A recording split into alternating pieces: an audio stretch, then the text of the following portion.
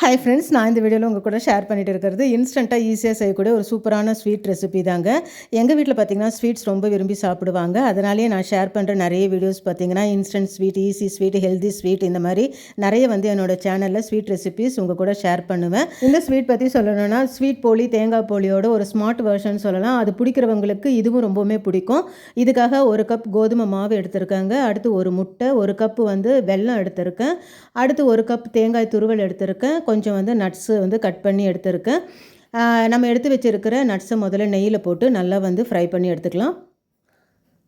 அடுத்து நம்ம எடுத்து வச்சுருக்க அந்த 1 கப்பு தேங்காய் துருவலையும் இதில் சேர்த்து நல்லா ஒரு 1 to 2 நிமிஷம் நல்லா ஃப்ரை பண்ணி விடலாம். அடுத்து எடுத்து வச்சுருக்கிற அந்த வெல்லம், 1 கப்பு வெல்லத்தில் ஒரு பாதி அளவு பார்த்திங்கன்னா இந்த தேங்காய் துருவலோடு சேர்க்கலாம். பேலன்ஸை நம்ம மாவில் சேர்த்து கலந்துடலாம். 1 ஸ்பூன் ஏலக்காய் பொடி சேர்த்து நல்லா கலந்து ஒரு 2 to 3 நிமிஷத்தில் எல்லாமே பார்த்திங்கன்னா நல்லா மர்ஜ் ஆகி வந்துடும்.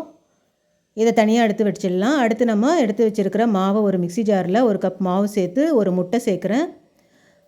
நான் 1 கப் மாவு எடுத்ததுனால ஒரே ஒரு முட்டை சேர்த்துருக்கேங்க. நம்ம மாவு எடுக்கிற அளவு பொறுத்து நம்ம முட்டை சேர்த்துக்கலாம்.